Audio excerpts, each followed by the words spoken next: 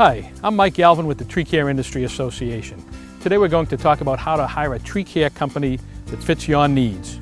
It may be tempting for you to hire the first tree care company that you come across, but if you do a little homework ahead of time, you can avoid scams, save time and money, and make sure the work is done right the first time. This can save you thousands of dollars in the long run. Before you begin your search, be aware that someone who calls himself by the term arborist can vary widely in the meaning behind that term. A real arborist is somebody who's credentialed and who's trained in the science of woody plant and tree care. They perform their work in a safe manner according to national industry standards. Be wary of tree care scammers. Don't hire anyone with a chainsaw who happens to knock on your door. These firms are renowned for tearing gutters off of homes, breaking fences, dropping trees and limbs on cars and other personal property. They often don't have insurance, and at the first sign of an accident, they'll fold up and head out of town, never to be heard from again. Homeowners seeking to engage a tree care company should begin by asking for a written work proposal. The proposal should be in writing, and it should state that the work described will be performed according to the American National Standards Institute A300 standards for tree care.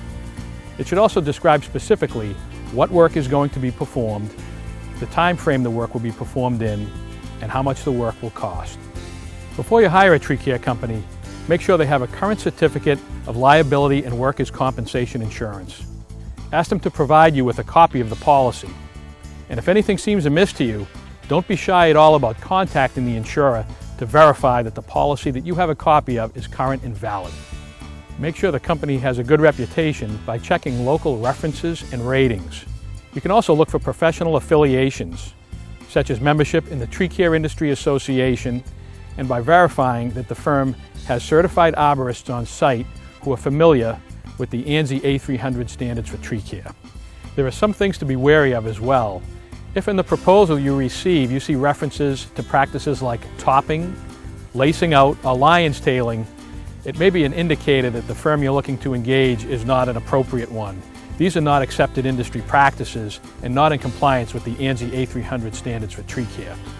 Additional red flags for you to look for include things like if the firm is selling tree work door to door, if they offer you a better price for doing half the work now and half the work later, or ask for payment in full in advance of the work. Use these tips and you can avoid tree care scam artists.